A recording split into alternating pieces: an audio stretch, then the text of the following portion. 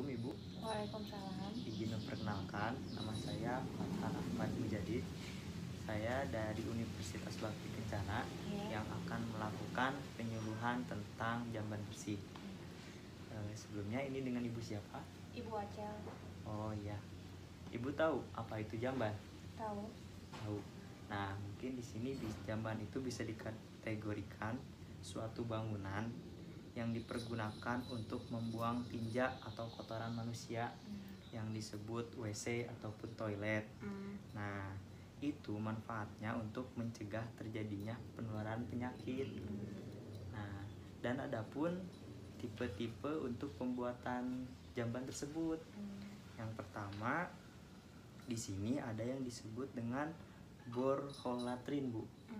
Itu semacam lubang yang dibor, kedalamannya 2 meter atau 3 meter dengan ukuran diameternya 30 atau sampai 40. Jadi lubangnya kecil tapi agak dalam. Nah, yang kedua disebut dengan overhang latrine. Itu pembuangan tinja ke kolam, Bu, kolam ikan. Biasanya ikannya nanti dikasih ikan lele, nanti dimakan sama ikan lele. Nah, yang ketiga ada dug well latrine. Nah, itu melanjutkan dari yang pertama tadi. Setelah kita buat tapi akan penuh dikarenakan pembuatannya kecil, maka bisa saja nanti penuh dan buat lagi. Nah, itu namanya jadi dug well latrine. Nah, yang keempat ada yang disebut dengan water seal latrine. Itu yang umum biasanya digunakan oleh masyarakat, Bu. Sistemnya semacam leher angsa. Ya, kenapa disebut dengan leher angsa? Soalnya di sana ada lekukan-lekukan yang dimana fungsinya untuk menahan air ketika sudah dicebor, bukan dicebor, apa namanya, Bu? Dibuang.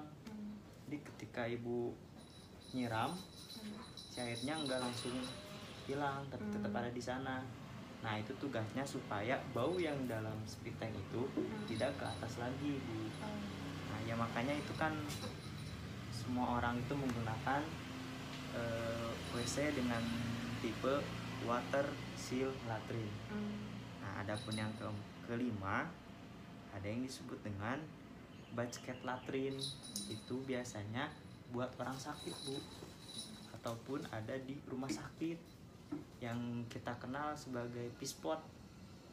Ya, jadi kayak perawat-perawat yang pasiennya tidak bisa BAB, maksudnya tidak bisa BAB di WC, makanya perawat menyediakan pispot.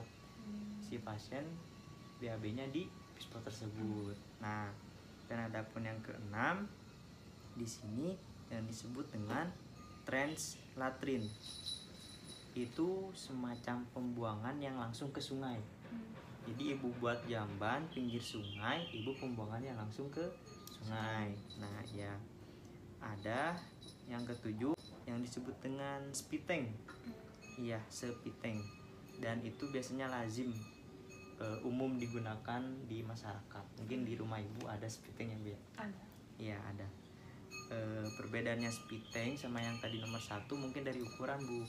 Kalau spit tank biasanya dengan ukuran besarnya itu 4 kali 2 meter dengan kedalamannya 3 sampai 4 meter. Yang bisa digunakan 10 tahun atau 15 tahun ke depan, bahkan lebih gitu, Bu. Ya, karena dari spit tank itu sistemnya si endapan kotoran tadi menyerap ke tanah. Nah, lanjut, Bu. Yang ke-8 itu ada yang disebut dengan aqua privy. Aqua privy itu semacam spit tank kecil, tetapi dicor pinggir kanan atas bawahnya. Biasanya digunakan di pedesaan-pedesaan yang sangat padat ataupun kayak perumahan-perumahan yang padat. Ya, itu kan sistemnya nanti si kotoran yang ada di spit tank tersebut bisa disedot kembali. Terus lanjut ada yang disebut dengan chemical closet. Apa Ibu tahu chemical closet? Enggak. Enggak, Bu, ya. ini transportasi Bu, Hmm. kayak di bus, pesawat ataupun kereta itu kayak semi jamban gitu. Nah ya, itu mungkin beberapa pembuatan jamban. Terus adapun persyaratan jamban menurut Depkes tahun 2004, yang pertama tidak mengotori permukaan tanah di sekeliling jamban. Jadi si jambannya itu tertutup supaya lingkungan jambannya tidak terkotori. Nah yang kedua, tidak mengotori air di permukaan jamban atau di dalam jamban. Jadi jangan sampai si air yang telah kita siram kembali lagi ke atas. Ya soalnya kan nanti kotor untuk mandi, kan bisa membuat wudhu juga. Nah lanjut, yang ketiga, tidak dapat terjangkau oleh serangga, terutama lalat, kecoa ataupun binatang lainnya. Ya makanya dibuat spit tank. Terus yang keempat, tidak menimbulkan bau, mudah digunakan dan dipelihara.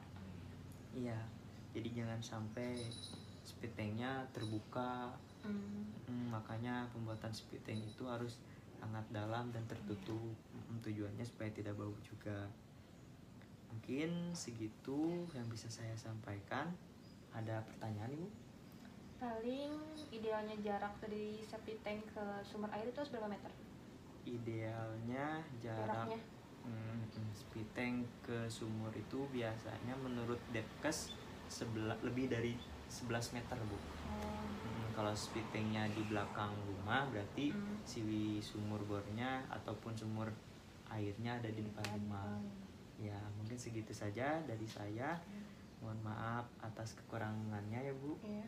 Nanti setelah ini saya akan mengasihkan sebuah pamflet atau brosur ringkasan dari tentang kesehatan jamban atau kebersihan jamban. Setelah ini saya dikasihkan Ibu. Iya. Ya. Terima kasih. Assalamualaikum.